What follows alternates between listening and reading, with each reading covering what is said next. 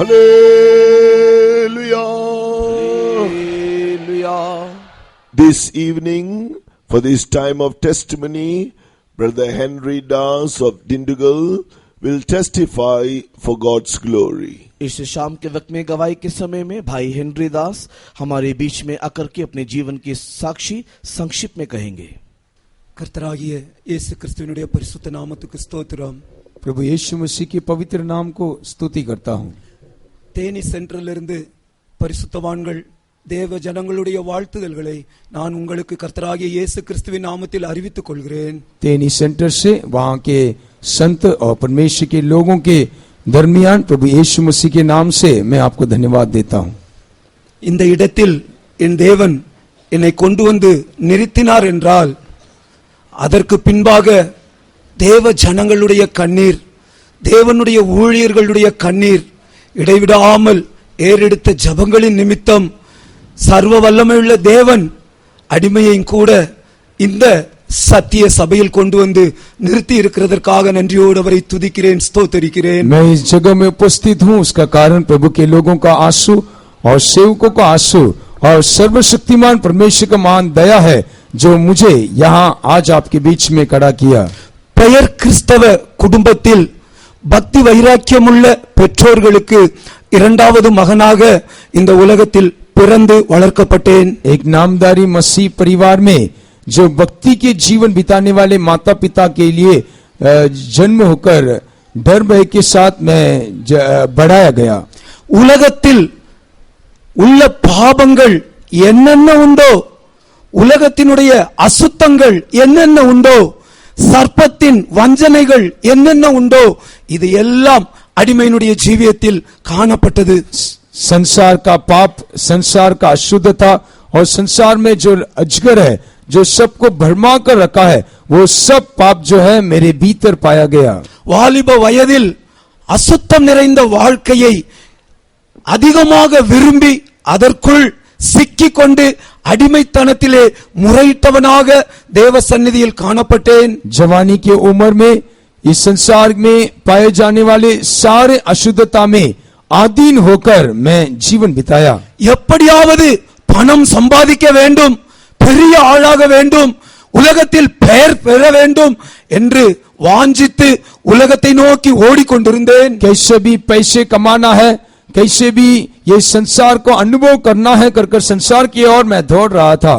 பணமும் சம்பாதித்தேன், पैसे मैंने कमाया, பாவத்தையும் சம்பாதித்தேன், पाप को भी मैंने कमाया, ஆனால் ஆத்துமாவில் சந்தோஷமோ சமாதானமோ இல்லை।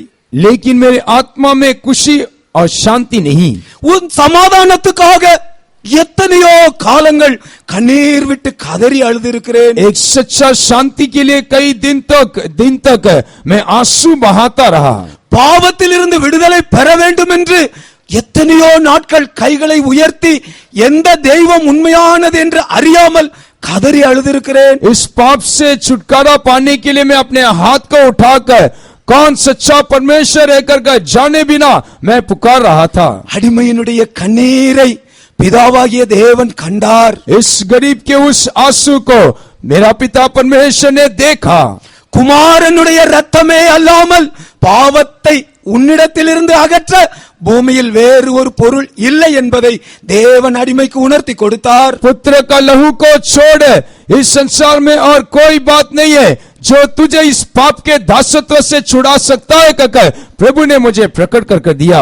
என்னுடைய ஜீவியத்தில் உள்ள பாவம் அனைத்தையும் 1 கொரிந்தியர் 6வது அதிகாரம் 9வது வசனத்தில் பட்டியலிட்டு காண்பித்தார்। मेरे जीवन के हर एक पाप को पहले कोरिन्थी 6वां अध्याय के 9वें वचन में प्रभु ने सूची दिखाया।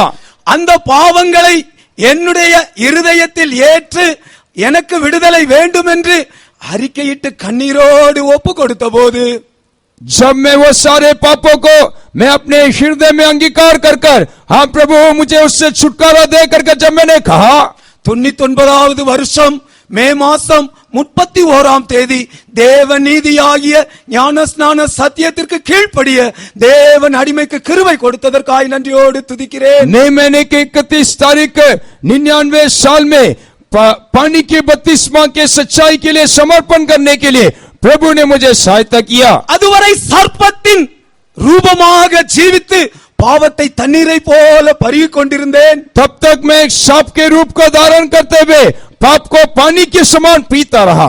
என்று இயேசுவை என் இரட்சகராய் ஏற்றுக்கொண்டு தண்ணீருக்குள் மூழ்கினேனோ, जब मैंने अपने यीशु मसीह को अपना मुक्तिदाता का स्वीकार कर मैं जल के बपतिस्मा लिया, அதை விட்டு வெளியே கரையேறின பொழுது जब मैं किनारा पहुंचा என்னுடைய சரீரத்தில் இருந்த சகல பாவங்களும் அகன்று போனது. मेरे शरीर में रहा हुआ सारे पाप से मैं छुटकारा पाया. இயேசுவினுடைய அன்பு என்னை முற்றிலும் பரிசுத்தப்படுத்தி அவரோடு ஒன்று சேர்த்தது. यीशु मसीह का वो प्रेम मुझे पूरी तरह से पवित्र करके उसके साथ मुझे एक बनाया. அந்த அன்பை ருசிக்கும்படியாக என் தேவன் கொடுத்த தருணத்துக்காக நன்றியோடு அவரை ஸ்தோத்திரிக்கிறேன். उस प्रेम को चखने के लिए प्रभु ने ऐसे एक अद्भुत मौका मेरे लिए दिया, इसलिए मैं प्रभु का धन्यवाद देता हूँ. அந்த விடுதலை பெற்ற நாளை இன்று வரைக்கும் அடிமையினால் மறக்க இயலாது.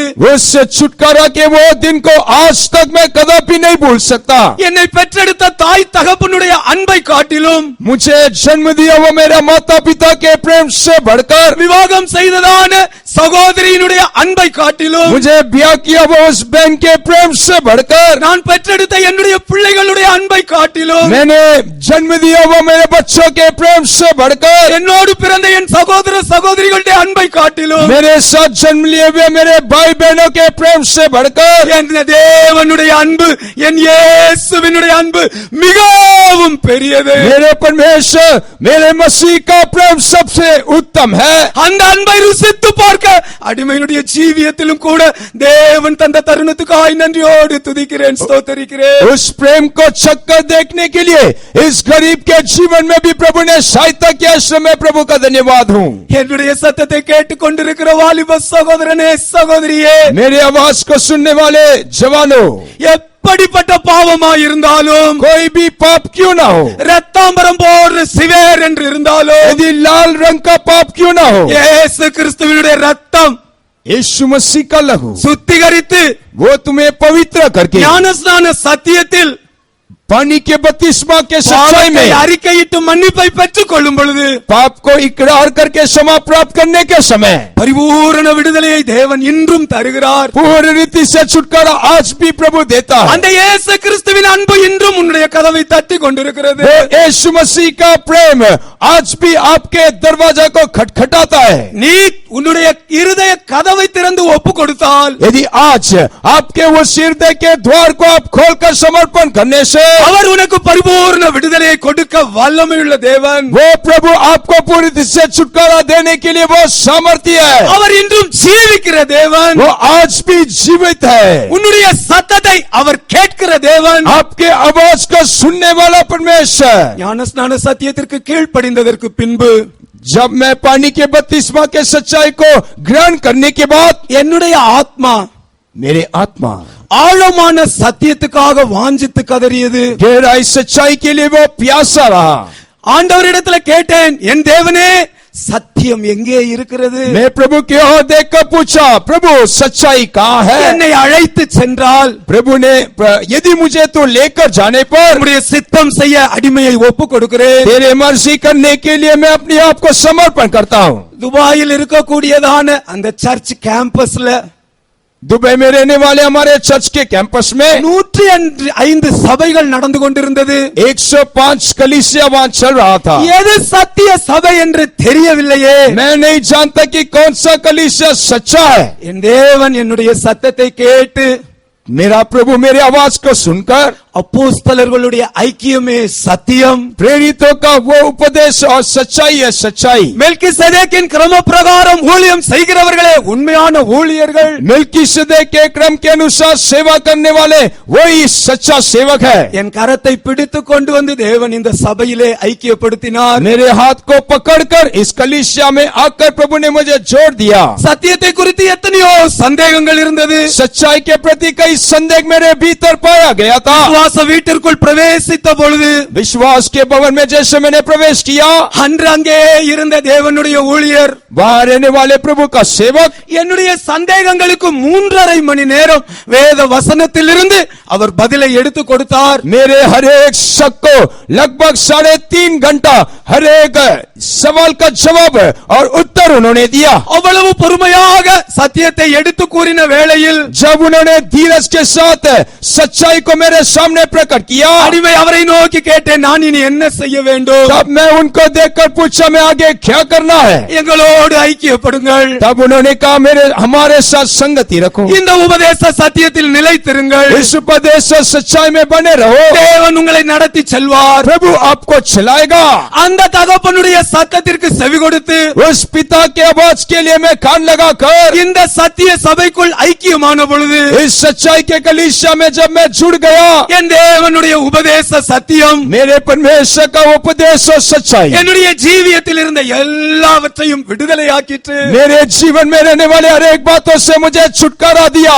அந்த சத்தியத்திலே நிலைத்திருந்து उस सच्चाई में बने रहकर அவருக்காக கனி கொடுக்கும்படியாக उसके लिए बहुतायत फल देने के लिए என் தேவன் என்னை அபிஷேகம் பண்ணினார். मेरा परमेश्वर ने मुझे अभिषेक किया। 2001 2001 में முதலாவது அபிஷேகத்தை பெற்றுக்கொண்டேன். प्रथम तौर से मैंने अभिषेक को पाया। அதன் பின்பு 3 மாதங்கள் கழிந்து उसके बाद 3 महीने के बाद இரண்டாவது அபிஷேகத்தையும் தேவன் அடிமையின் மேல் ஊற்றினார். दूसरा अभिषेक प्रभु मेरे ऊपर उंडेल दिया। அதற்கு பின்பு 6 மாதங்கள் கழிந்து उसके बाद 6 महीने के बाद மூன்றாவது அபிஷேகத்தையும் தேவன் ஊற்றினார். तीसरे बार प्रभु ने मुझे अभिषेक किया। அதற்கு பின்பு தேவன் சொன்னார், இன்னும் ஒரு அபிஷேகம் உண்டு. उसके बाद प्रभु ने कहा और एक अभिषेक तेरे लिए என் है। சமூகத்தில் காத்திருந்து நீ அதையும் பெற்றுக்கொள். मेरे सम्मुख में इंतजार करके वो अभिषेक को तू पा लेना। 2014வது வருஷத்திலே 2014 साल में தேவன் அந்த அபிஷேகத்தையும் அடிமையின் மேல் பகிர்ந்து கொடுத்தார். वो अभिषेक को भी प्रभु मेरे ऊपर उंडेल दिया। அந்த அபிஷேகமானது பிரதிஷ்டையின் ஜீவியம் என்ன என்பதை எனக்கு விளக்கி காட்டிற்று. वो अभिषेक प्रतिष्ठित जीवन क्या है करके मुझे प्रकट करके दिया। இந்த வெள்ளை வஸ்திரம் அணிந்த ஊழியர்கள் ஒவ்வொருவரையும் பார்க்கும் பொழுது என்னுடைய இருதயத்திற்குள் ஒரு துடிப்பு உண்டாயிக்கொண்டே இருக்கும். जब कभी ये श्वेत वस्त्र पहने हुए सेवकों को देखता मेरा हृदय तड़पता था। இவர்களைப் போல நாமும் ஏன் ஜீவிக்க கூடாது? इनके समान मैं क्यों नहीं जीवन बिता அப்பொழுது सकता। தேவன் அடிமையோடு கூட வசனத்தில் இருந்து பேசினார். तब प्रभु मेरे साथ भी अपने वचनों के द्वारा बातें करता லூக்கா रहा। எழுதின சுவிசேஷம் 20வது அதிகாரம் 34, 35, 36 வசனங்கள் மூலமாக தேவன் அடிமையோடு இடைப்பட்டார். लूका सुसमाचार 20वां अध्याय 34, 35 और 36 वचन के अनुसार प्रभु ने मुझसे बातें किया। அந்த வசனத்தின் மூலமாக उस वचन के द्वारा அடிமையினுடைய ஜீவியத்தில் मेरे जीवन में ஒரு பிரதிஷ்டையை தேவன் கொண்டு வந்து एक தந்தார். प्रतिष्ठा में प्रभु मुझे लेकर आया। அந்த அபிஷேகம் वो अभिषेक உலகத்தையும் संसार को, மாம்சத்தையும் शरीर को, பிசாசையும் शैतान को ஜெயிக்கிறதற்கு जय पाने के लिए கிருபையின் மேல் கிருபையை கொடுத்தது. अनुग्रह के ऊपर अनुग्रह दिया। ஜெய ஜீவியம் என்பது जय जीवन बोलने से சாத்தியமே वो हो सकता है என்பதை பரிசுத்த ஆவியானவர் விளக்கி கொடுத்தார். पवित्र आत्मा मुझे प्रकट करके दिया। இந்த अभिषेகங்களை பெற்ற பொழுது ये अभिषेक को पाने के बाद என்னுடைய இருதயம் என்னோடு பேசியது. मेरा हृदय मुझसे बातें किया। கிறிஸ்தவ ஜீவியம் லகுவானது. मसीह जीवन बहुत ही सरल है। கிறிஸ்தவ ஜீவியம் எளிதானது. मसीह जीवन बहुत ही सहज है। இந்த ஜீவியம் ஜீவிப்பது கஷ்டமில்லை. ये जीवन बिताना कष्ट नहीं। பரிசுத்த ஆவியானவர் ஒரு மனுஷனை ஆட்கொண்டால் पवित्र आत्मा एक व्यक्ति को काबू में लेने से எந்த உபத்திரவத்திலும், कोई भी कष्ट में, எந்த நிந்தையிலும், कोई भी निंदा में, எந்த பாடுகளிலும் कोई भी उपद्रव में அவன் ஜெயித்து போவான். वो जय के साथ आगे बढ़ेगा। ஜெயத்தை கொடுக்கிறவர் பரிசுத்த ஆவியானவர். जय को देने वाला पवित्र आत्मा। என்னை கேட்டுக்கொண்டிருக்கிற அருமையான சகோதரனே சகோதரியே, इसको कान देने वाले भाइयों बहनों, நீ ஜெயம் इல்லாமல் தவித்துக் கொண்டிருக்கிறாயா? यदि आपके जीवन में जय के बिना आप तरस तड़पने से, நீ கணுக்கால் அளவு அபிஷேகத்தோடு அல்ல, यदि घुटनों में घुटने के अभिषेक के द्वारा नहीं, முழங்கால் का அபிஷேகத்தோடு அல்ல, घुटने का अभिषेक में नहीं, இடுப்பளவு அபிஷேகத்தோடு அல்ல, कमर के अभिषेक में नहीं, கடக்க முடியாத நீச்சல் ஆழத்திற்குள் तैरने के समान वो अभिषेक நீ हो। கடந்து போவாயானால் यदि आप उस अनुभव में आगे बढ़ने இந்த से உலகத்தை எளிதாக ஜெயிப்பாய், इस संसार को बहुत ही आसानी रीति से आप जय पा सकते हैं। பிசாசை ஜெயிப்பாய், शैतान के ऊपर जय पा सकते हैं, மாம்சத்தையும் ஜெயிப்பாய். शरीर के ऊपर जय पा सकते हैं। பரிசுத்த ஆவியானவர் ஜெயத்தை கொடுக்கிறவர். पवित्र आत्मा जय देने वाला, அந்த ஆவியானவர் இயேசுவை உயிர்த்தெழச் செய்தவர். वो आत्मा मसीह को जिलाया, நம்முடைய சரீரத்தையும் அவர் உயிர்ப்பிக்கிறவர். हमारे शरीर को भी वो जिलाएगा। நீ விசுவாசித்தால் यदि आप विश्वास करने पर அவருடைய மகிமையை காண்பாய். उसके महिमा को आप देखोगे। இந்த சத்திய ஜீவியத்துக்குள் ये सच्चाई जीवन में அபிஷேகம் பெற்ற பிறகு अभिषेक पाने के बाद எத்தனையோ கடினமான பாதைகள், कई कठिन मार्ग, சத்துருவினுடைய நேரடி தாக்குதல்கள், शैतान आमने सामने हमला किया। ஒரு முறை மரணத்துக்கும் எனக்கும் சில அடி தூரமே இருந்தது. मृत्यु और मेरा केवल कुछ ही कदम, கீழே நோக்கினால் பாதாளம், नीचे देखने से पाता। நான் நிற்கிற இடமோ மிகவும் குறுகலானது. मैं खड़ा रहने वाला जगह बहुत ही सके, எப்படி இதிலிருந்து நான் வெளியேறுவேன்? कैसे मैं अपने आप को बचा सकता हूँ? அப்பொழுது தேவன் என்னோடு இடைப்பட்டு பேசினார். तब प्रभु मुझसे बातें किया। கோழி தன் குஞ்சினை தன்னுடைய செட்டைகளுக்குள் வைத்துக் கொள்ளுமாறு போல जैसे मुर्गी अपने चूचे को अपने पंखों के नीचे संभालता है, எனக்கு மேலாக அவர் வந்து நின்றார். मेरे ऊपर वो आकर खड़ा रहा। அவர் என்னோடு சொன்ன வார்த்தை, उसने मुझसे ऐसे बातें की, கண்களை மூடிவிடு, अपने आंखों को बंद कर, நீ எதையும் பார்க்காதே, किसी को नहीं देखना, இந்த இடத்திலிருந்து உன்னை விடுதலை எப்படி ஆக்குவேன் என்று நீ சந்தேகப்படாதே. इस जगह से मैं तुझे कैसे छुड़ाऊंगा करके शक नहीं करना। கண்ணை மூடி அமைதியாக நின்றேன். आंख बंद करके खामोश खड़ा रहा। அவருடைய சிறகுகளுக்குள் இருந்த அந்த க்ஷண பொழுதில் उसके पंखों तले जब मैं बना रहा, उसी क्षण में அந்த இடத்திலிருந்து என் தேவன் என்னை தூக்கி வெளியே கொண்டு வந்து उस விட்டார். जगह से प्रभु मुझे उठाकर बाहर ले आया। என் ஜனமே, मेरे लोगों, எந்த மரணம் உனக்கு விரோதமாய் போராடினாலும், कोई भी मृत्यु आपका सामना करने से भी, கோழி தன் குஞ்சுகளை செட்டைகளுக்குள் மறைத்துக் கொள்ளுமா போல जैसे मुर्गी अपने चूचों को अपने पंखों तले छुपा लेता है, உன்னை மறைத்து பாதுகாக்கிற தேவன் சத்தியம் உள்ளவர். आपको छुपाने वाला आपका परमेश्वर सच्चा है। அவர் ஒரு நாளும் உன்னை சத்துருவின் கையில் ஒப்பு वो கொடுக்கிறவர் அல்ல. कदापि शत्रु के हाथ में आपको नहीं छोड़ेगा। இன்று உனக்கு முன்பாக ஜீவனோடு நிற்கிறேன் என்றால் यदि आपके सामने आज मैं जीवित खड़ा हूं तो அந்த இயேசு கிறிஸ்துவின் கிருபை ஒன்றே, वो केवल प्रभु यीशु मसीह का अनुग्रह है, அந்த இயேசு கிறிஸ்துவின் அன்பு ஒன்றே. यीशु मसीह के नाम के द्वारा ही அவர் மாத்திரமே என்னை பாதுகாத்தவர். वो केवल मुझे बचाया। என்னை காத்தவர் உன்னை காக்க மாட்டாரா? क्या मुझे बचाने वाला प्रभु आपको नहीं बचाएगा? அவையில் உள்ள முடிகள் எல்லாம் எண்ணப்பட்டிருக்கிறது. उसके हमारे हर एक दिन गिना गया है। ஒரு முடி நிலத்தில் விழ வேண்டும் என்றாலும் हमारे एक भी बाल जमीन में गिरना है तो பிதாவின் சித்தம் இல்லாமல் விழுவதில்லை. पिता के मर्जी के बिना नहीं हो सकता। கடைசியாக अंत में அடிமையினுடைய குடும்பம் முழுவதையும் கர்த்தர் ரட்சித்துக் கொண்டு வந்தார். मेरे पूरे परिवार को उद्धार करके प्रभु ने लेकर आया। பிள்ளைகளையும் கர்த்தர் இந்த கனமான ஊழியத்திற்கென்று வேறு விரித்தார். बच्चों को भी इस सेवा के लिए प्रभु ने अलग किया। ஒரு முறை தேவன் அடிமையினிடத்தில் ஒரு கேள்வியை கேட்டார். एक बार प्रभु ने मुझसे एक सवाल पूछा, மகனே, பிறப்பதற்கு முன்பாக எங்கே இருந்தாய்? पैदा होने के पहले तू कहाँ था? ஒரு க்ஷண பொழுது சிந்தித்தேன். एक क्षण में मैं ऐसे सोचता रहा, என் தேவனே, உம்முடைய சிந்தையில் நான் இருந்தேன். हाँ प्रभु, मैं तेरे मन में पाया गया। அப்படி என்றால் நீ பிறந்த இடம் எது? तो उसका मतलब तू कहाँ जन्म लिया? சியோன் என்னுடைய பிறப்பிடம். सियोन में मैं जन्म लिया। நீ மீண்டும் எங்கே திரும்பி வர வேண்டும்? वापस तू कहाँ लौटना चाहिए? ஆண்டவரே, சியோனை நோக்கி வர வேண்டும். सियोन की ओर में बढ़ना है। என்னை கேட்டுக்கொண்டிருக்கிற ஜனமே, मेरे आवाज को सुनने वाले मेरे लोगों, இந்த சத்திய உபதேசம் போய் சேராத எத்தனையோ தேசங்கள் உலகத்தில் உண்டு. ये सच्चाई नहीं पहुंचा हुआ कई जगह आज भी इस देश में पाया जाता है। ஏன் உன்னுடைய பிள்ளைகளையும் என்னுடைய பிள்ளைகளையும் இந்த கர்த்தருடைய கனமான ஊழியத்திற்கு அனுப்பக்கூடாது? क्यों आपके बच्चों को, मेरे बच्चों को इस महिमा बराबर सेवा के लिए हम नहीं அழிந்து भेजे? கொண்டிருக்கிற கோடி கோடியான ஆத்துமாக்களுக்காக திறப்பின் வாசலில் நிற்க ஊழியக்காரர்கள் ஊழியக்காரிகள் வேண்டாமா? नाश होने वाले लोगों के लिए फाटक में नाके में खड़ा रहने वाला क्या सेवक लोग नहीं चाहिए? உன்னுடைய சரீரத்தில் இயேசுவின் ரத்தம் ஓடும் என்றால், यदि आपके शरीर के लिए मसीह के लहू काफी रहने पर, இயேசுவின் மாம்சம் உன் சரீரத்தில் இருக்கும் என்றால், यदि मसीह का लहू और मसीह के शरीर में रहने से, இயேசுவின் எலும்பு உனக்குள் இருக்கும் என்றால், मसीह का वो हड्डी आपके साथ रहने पर, உனக்கு ஜீவனை கொடுத்தவரிடத்தில் आपको जीवन दिया वो प्रभु, உனக்குரிய சகலத்தையும் ஒப்பு கொடுப்பாய். आपके हर एक जीवन को उसके हाथ में समर्पण कर, தேசங்கள் சந்திக்கப்படட்டும், देश से मुलाकात किया जाए, பிள்ளைகள் எழும்பி தேசமெங்கிலும் போகட்டும், बच्चे उठकर संसार के हर एक भागों में निकल चले, இந்த ஊழியத்தின் வளர்ச்சிக்காக ये सेवा को बढ़ोतरी के लिए நம்முடைய பிள்ளைகளை கர்த்தருக்கு ஒப்பு கொடுப்போம். हमारे बच्चों को प्रभु के लिए हम समर्पण करेंगे, நம்முடைய பிள்ளைகள் சீயோனால் பிரகாசிக்கட்டும், हमारे बच्चे सियोन का प्रकाशित होने दे, சீயோனிலே ஊழியம் செய்கிற ஒவ்வொரு தேவனுடைய தாசர்களுக்காக, सियोन में सेवा करने वाले हर एक प्रभु के सेवकों के लिए தோளை கொடுத்து ஜெபியுங்கள், हम पूरे जीवन देकर प्रार्थना करना है, குற்றப்படுத்தாதிருங்கள், उनको हम दोषी न ठहराए, அவர்கள் எல்லாவற்றையும் விட்டு நமக்காக वे வந்திருக்கிறார்கள், सब कुछ छोड़कर हमारे लिए निकल आए हैं, அவர்களுக்காக ஜெபிப்பது நம்முடைய தலையின் மேல் விழுந்த கடமை, उनके लिए प्रार्थना करना हमारे ऊपर ठहराए हुआ जिम्मेदारी है, நம்முடைய சரீரத்தில் ஜீவன் இருக்கிற வரைக்கும் जब तक हमारे शरीर में जीवन है அவர்களுக்காக ஜெபித்து उनके लिए प्रार्थना करें, ஊழியத்தை தாங்கி सेवा को उठाकर நம்முடைய பிள்ளைகளை ஊழியத்துக்கு கொடுத்து हमारे बच्चों को सेवा के लिए समर्पण करते हैं, தேசங்களை அசைத்து संसार देश को हिलाकर இயேசுவுக்கு சொந்தமாக்குவோம்.